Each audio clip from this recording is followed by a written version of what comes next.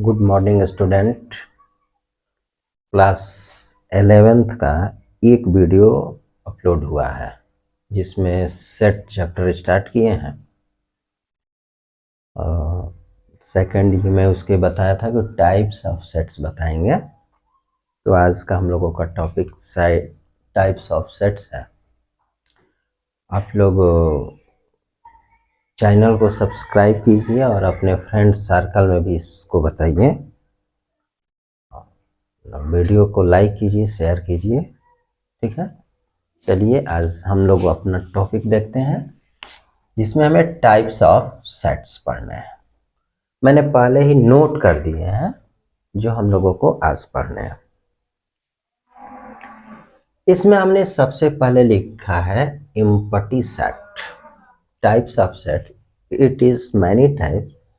Sets कई प्रकार के होते हैं, यानी समुच्चय कई प्रकार के होते हैं। पहला है एम्प्टी सेट, जिसको नल सेट और वाइड सेट भी कहते हैं। इसका और भी नाम है नल सेट और वाइड सेट।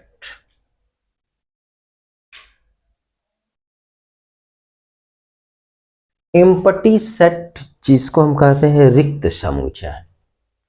एम्प्टी सेट का मतलब ऐसा सेट जिसमें कोई भी एलिमेंट ना हो। ऐसा सेट जिसमें एक भी एलिमेंट ना हो, ऐसे सेट को एम्प्टी सेट, नल सेट और वाइड सेट कहते हैं। अब जैसे एग्जाम्पल के रूप में हम समझें तो यह आपका एम्प्टी सेट जो होता है वो क्या होता है, ऐसे समझिए। जैसे मैं यहां पे लिख दूं x such that x is belonging to real number, और यहां पे लिख दिया जाए कि x स्क्वायर इक्वल टू -4। अब देखिए यहां पे लिखा गया कि x जो है रियल नंबर में बिलोंग करता है, और यहां पे लिख दिया गया कि x स्क्वायर -4। यदि हम इसको सिंप्लीफाई करते हैं यहां से x स्क्वायर इक्वल टू -4, तो x इक्वल टू स्क्वायर हटाएंगे तो आप प्लस माइनस कुछ भी लिखिए, ये रूट में -4 होगा। तो ये रूट में -4 जो नंबर है वो रियल नंबर नहीं है, यह एक इमेजिनरी नंबर है। और ये कह रहा है कि रियल नंबर में बिलोंग कर रहा है। इसका मतलब कि रियल नंबर में बिलोंग कर रहा है और X square equal to -4 possible ही नहीं है कि कोई रियल एलिमेंट देगा। इसका मतलब यह है कि यह जो सेट है वो एम्प्टी सेट है, नल सेट है और वाइड सेट है, ठीक है। तो इस चीज को ध्यान रखना है। दूसरा एग्जांपल मैं ऐसे भी दे सकता हूं कि x such that x is belonging to n, natural number में बिलोंग कर रहा है, और यहां पर हमने लिख दिया कि -3 लेस देन और equal to x less than और इक्वल टू -1। यदि मैं -3 से -1 तक लिख दूं तो ये आपका क्या होगा, -3 होगा, -2 होगा और -1 होगा। तो ये -3, -2, -1 जो एलिमेंट है इस सेट के, यह नेचुरल नंबर में बिलोंग नहीं करते हैं। इसका मतलब कि ये कैसा सेट हो गया, एम्प्टी सेट हो गया और वाइड सेट हो गया। तो इस चीज को आपको ध्यान रखना है। एम्प्टी सेट का डेफिनेशन यदि आपको लिखना होगा तो आप एम्प्टी सेट के डेफिनेशन को कैसे लिखेंगे, ठीक है ना। ए सेट हैज नो एलिमेंट, एक सेट ऐसा जिसके पास कोई एलिमेंट ही ना हो, ऐसे सेट को एम्प्टी सेट कहते हैं। अब एम्प्टी सेट को डिनोट कैसे किया जाता है इसको समझ लेते हैं।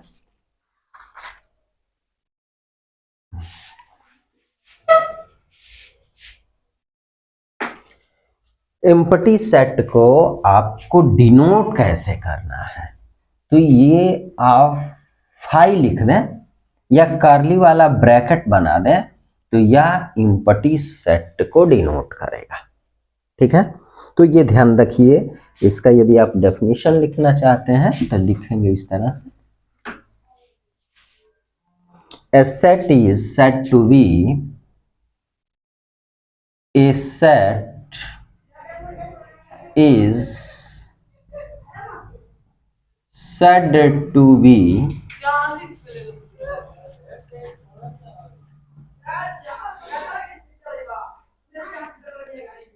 empty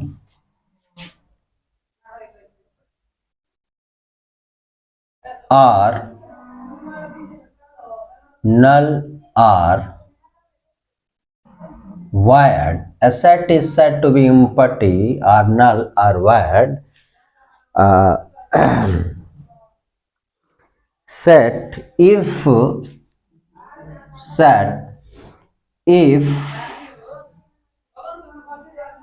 it has no element. A set is said to be empty or null or void set if it has no element. ठीक है, it is denoted by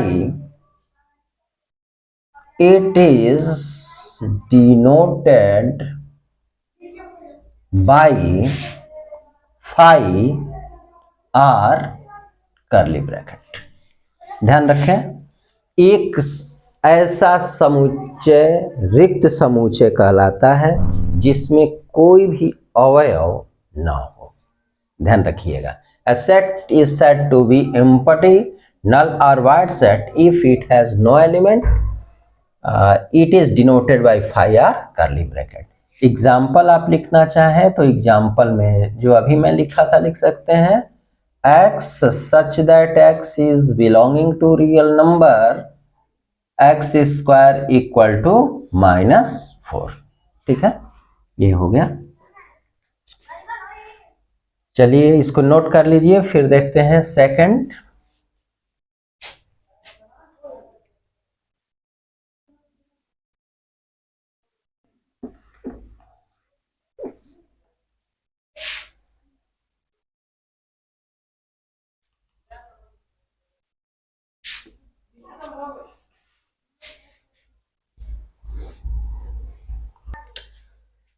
अब सेकंड है हम लोगों का singleton set.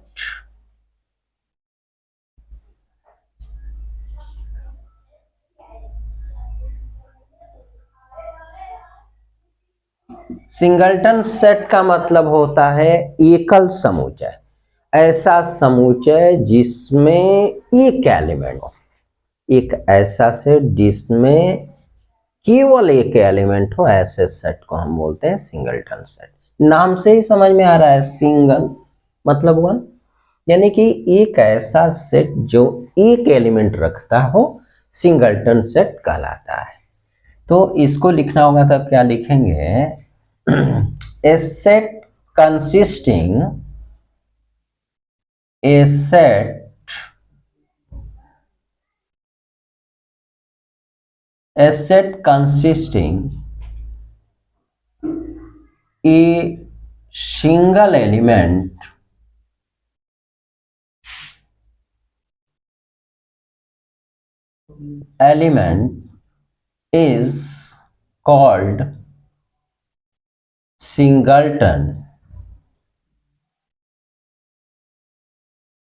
singleton set. A set consisting a single element is called singleton set. Example में जैसे हमने लिख दिया यहाँ पे x is belonging to n, x such that x is belonging to n, और यहाँ पे लिख दिया 5 less than x less than 7। यहाँ पे मैं ऐसे लिखो, इसका मीनिंग क्या हुआ कि x नेचुरल नंबर में बिलोंग कर रहा है, यानी जो भी आपको देना है नेचुरल नंबर ही देना है, और x की वैल्यू कहां से कहां तक है, तो 5 और 7 के बीच में है। तो 5 के बाद क्या आएगा 6 फिर 7। तो यहाँ पे यदि इस सेट को मैं लिखूं कि दिस सेट इज ए, तो ए इक्वल टू, ये सेट बिल्डर फॉर्म में है और इसको आप टेबुलर फॉर्म में लिखेंगे तो क्या बनेगा, आपके पास कौन सा एलिमेंट मिलेगा 6। तो यह एक ऐसा सेट हो गया जिसमें केवल एक एलिमेंट है। तो ध्यान रखिएगा, ऐसा सेट जिसमें केवल एक एलिमेंट होता है सिंगलटन सेट होता है, नाम से याद रखिएगा सिंगल। नेक्स्ट आते हैं फाइनाइट सेट। थर्ड नंबर है आपका फाइनाइट सेट। इसका भी आप नाम से याद रखेंगे। फाइनाइट सेट का मतलब होता है परिमित समुच्चय, ऐसा समुच्चय जिसमें नंबर ऑफ एलिमेंट काउंटेबल हो, ऐसे सेट को हम बोलते हैं finite set. A set has element of countable is said to be finite set। तो आप इस तरह से याद रखिएगा कि फाइनाइट सेट का मतलब होता है परिमित समुच्चय। परिमित समुच्चय का मतलब होता है कि ऐसा समुच्चय जिसमें हम एलिमेंट को काउंट कर सके, बता सके कि कितने एलिमेंट है, तो ऐसे सेट को हम क्या बोलेंगे फाइनाइट सेट। यदि आप इसका डेफिनेशन लिखना चाहें तो लिखेंगे A set is called finite set if its element can be countable। ठीक है, लिख सकते हैं ऐसे। जैसे इसका एक एग्जांपल ले लें, जैसे हम लिख लें कि अल्फाबेट का वॉवेल, तो यहाँ पे हमने लिख दिया ए आई ओ यू और ई। तो यहाँ पे आप बता सकते हो कि इसमें 5 एलिमेंट है, या मैं कह दूं कि अल्फाबेट का टोटल लेटर है, आप बता दो तो आप ए टू जेड बता दोगे, है कि नहीं। मैं कह दूं कि 1 से लेकर 100 तक की काउंटिंग लिखिए, तो आप 1 2 3 ऐसे लिखेंगे करली ब्रैकेट में, तो ये आप क्या बता सकते हैं ना कि 100 एलिमेंट है इसमें। तो ध्यान रखिए, किसी सेट में यदि नंबर ऑफ एलिमेंट फाइनाइट है जिसको आप काउंट करके बता सकते हैं कितने एलिमेंट है, तो ऐसे सेट को बोलेंगे फाइनाइट सेट। इसका डेफिनेशन अपने से बना लें कि ये set is said to be finite, it has number of element is countable, ऐसे लिख ले, कोई प्रॉब्लम नहीं है। बस मीनिंग ये निकलना चाहिए कि उसके जो एलिमेंट है वो काउंटेबल हो। ठीक है, नेक्स्ट आते हैं इनफाइनाइट सेट। इनफाइनाइट सेट ठीक इसका उल्टा हो गया, जिसमें नंबर ऑफ एलिमेंट जो है काउंटेबल है, जिसको मैं काउंट कर सकता हूं, वो फाइनाइट हुआ। तो इनफाइनाइट क्या हुआ, जिसमें नंबर ऑफ एलिमेंट काउंटेबल ना हो, ऐसे सेट को क्या बोलेंगे इनफाइनाइट सेट। जैसे मैं लिख दूं कि सेट ऑफ नेचुरल नंबर, तो नेचुरल नंबर आप जहां तक बोलोगे 100, तो फिर 100 + 1 हो जाएगा, 1000 तो +1 हो जाएगा, तो ये इनफाइनाइट होता है। ऐसा सेट जिसमें नंबर ऑफ एलिमेंट को आप काउंट नहीं कर सकते हैं, यह क्या होता है इनफाइनाइट। जैसे एग्जांपल में मैं लिख लूं, जैसे यहाँ पे मैंने लिख दिया इनफाइनाइट सेट, तो इनफाइनाइट सेट फाइनाइट सेट का ठीक उल्टा होगा। फाइनाइट में नंबर ऑफ एलिमेंट को आप काउंट कर सकते हैं, और इस सेट में नंबर ऑफ एलिमेंट को आप काउंट नहीं कर सकते हैं। ठीक है, एग्जांपल में मैंने n लिख दिया, कैपिटल N। तो कैपिटल N का मतलब क्या, अब ये नेचुरल नंबर 1 2 3 लास्ट, ये इनफाइनाइट तक चला जाता है, तो इस तरह के सेट को हम क्या बोलते हैं इनफाइनाइट सेट। या मैं लिख दूं कि i इंटीजर ही लिख दिया जाए, तो ये भी इनफाइनाइट होगा। i+ लिख दें तब भी होगा, i- लिख दें तब भी इनफाइनाइट हो जाएगा। ये चीज ध्यान रखना है कि फाइनाइट सेट में नंबर ऑफ एलिमेंट काउंटेबल है, और इनफाइनाइट सेट में नंबर ऑफ एलिमेंट को काउंट नहीं किया जा सकता है। ठीक है, नेक्स्ट है हम लोगों का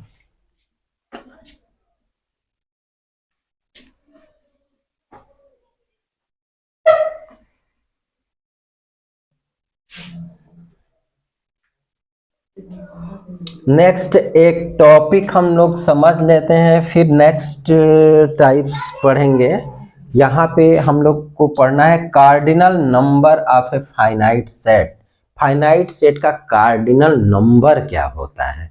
तो देखिए, जो भी फाइनाइट सेट रहेगा, उस फाइनाइट सेट को हम क्या करेंगे, उसमें काउंट कर लेंगे इसमें कितने एलिमेंट है, वही उसका कार्डिनल नंबर हो जाता है। जैसे आप यहाँ पे लिख दिए v equal two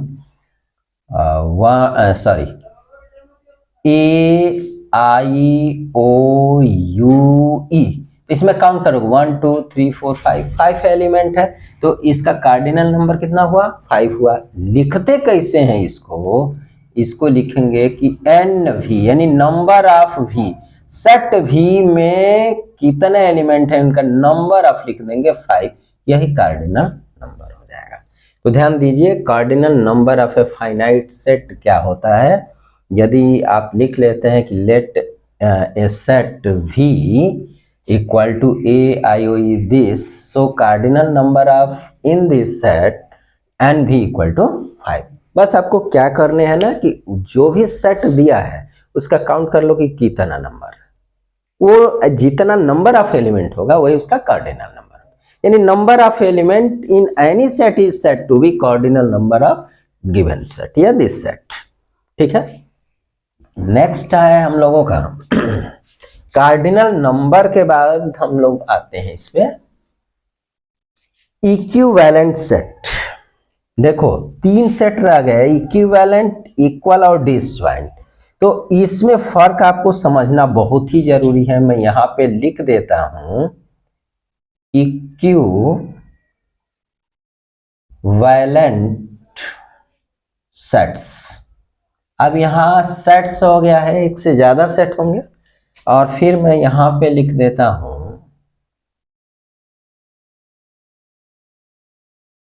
equal sets.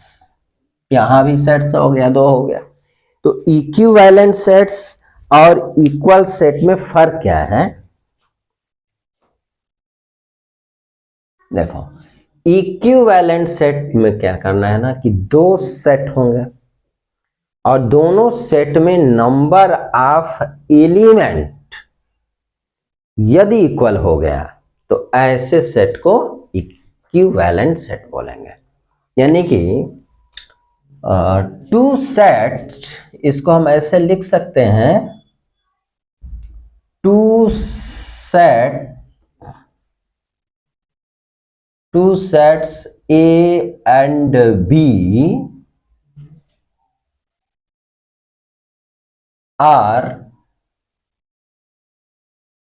said to be equivalent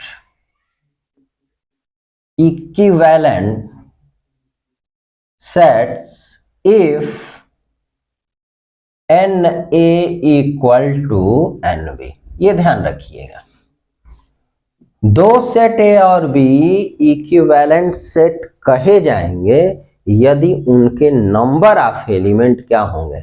equal होंगे। एग्जाम्पल के रूप में जैसे मैंने लिख दिया, सपोज करिए ये अल्फाबेट का वावेल ही लिख दिया AIOUE, और मैंने दूसरा सेट सपोज करो कि U लिख दिया, और U में मैंने काउंटिंग लिख दिया बस 1 2 3 4 5। तो यहां से मैं पूछूं कि नंबर ऑफ भी बता दो, तो क्या बताओगे? नंबर ऑफ भी 1 2 3 4 5, नंबर ऑफ भी 5 हो गया। यानी कार्डिनल नंबर ऑफ सेट भी इक्वल टू 5 और cardinal number of NU equal to कितना हुआ? 5। तो दोनों के कार्डिनल नंबर जब सेम हो गए तो यह जो सेट V और U है वो कैसा है? इक्विवेलेंट है। यहां पे लिख देंगे कि because NV equal to NU so given set U and V are set to be equivalent. ध्यान रखना है, 2 सेट जो है ना जिनके नंबर ऑफ एलिमेंट बराबर हो जाएंगे ऐसे सेट को क्या बोलेंगे? Equivalent set. ठीक है, अब आते हैं इक्वल सेट। बच्चे बहुत कंफ्यूजन में पड़ जाते हैं दोनों में। अभी देखिए सेट एक ऐसा थ्योरेटिकल चैप्टर है जिसको पढ़ने में बहुत मजा भी आता है। ठीक है ना, ऑफलाइन क्लास में तो बहुत से और इंटरेस्ट आता है, एग्जाम्पल तरह तरह के लड़के भी बोलते हैं, बट इसमें जैसा है समझा दिया गया। तो इसमें ध्यान रखना है इक्विवेलेंट और इक्वल सेट में फर्क भी समझना है। इक्विवेलेंट में नंबर ऑफ एलिमेंट इक्वल हो जाते हैं और इक्वल सेट में ऐसा नहीं होगा, उसमें भी 2 सेट होंगे, बट ए का ईच एलिमेंट या एवरी एलिमेंट जो भी कह लें वो बी में होगा और बी का एवरी एलिमेंट जो है वो ए में होगा। यानी दोनों सेट के एलिमेंट जब सेम हो जाते हैं, एलिमेंट ही सेम होना चाहिए, नंबर ऑफ एलिमेंट में नहीं कह रहा हूं, यदि दोनों सेट के एलिमेंट सेम हो जाते हैं तो ऐसे सेट को हम बोलते हैं इक्वल सेट। यानी इक्वल सेट का डेफिनेशन लिखना होगा तो लिखेंगे कि two set A and B are set to be equal if each element of set A is belonging to set B and each element of set B is belonging to set A। ठीक है, तो यहां पे ये इस तरह से लिख सकते हैं आप, two sets A and B are said to be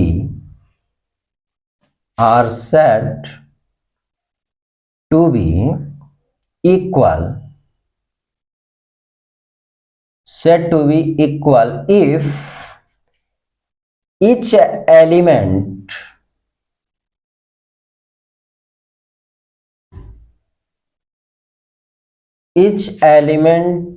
of set A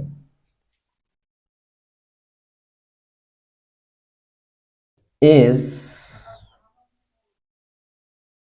belonging to set B and each element of set B is belonging to set A। यदि सेट ए का प्रत्येक एलिमेंट बी में हो और बी का प्रत्येक element ए में हो तो ऐसे सेट को इक्वल सेट बोलते हैं। जैसे एग्जांपल में हमने लिख दिया, फॉर एग्जांपल मैंने लिख दिया ए इक्वल टू 1 2 3 4 5 और सेट बी में हमने लिख दिया 4 1 3 5 2।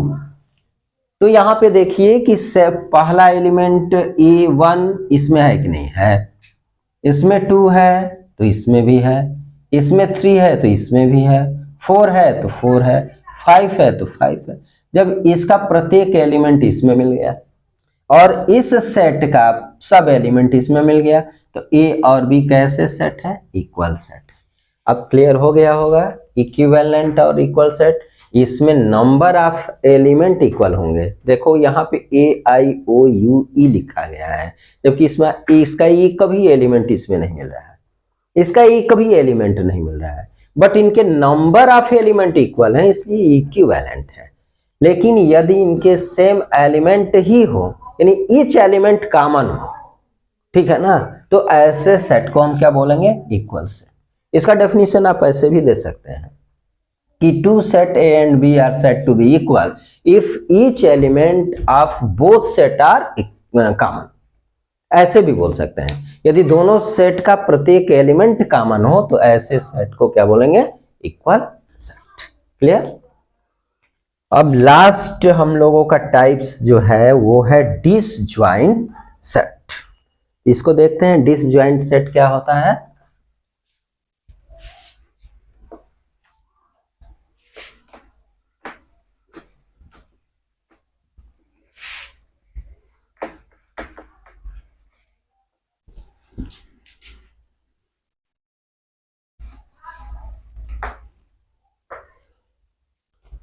Disjoint set, next topic।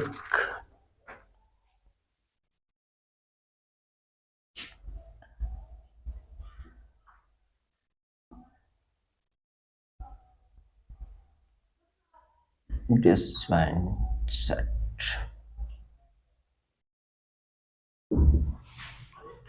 Disjoint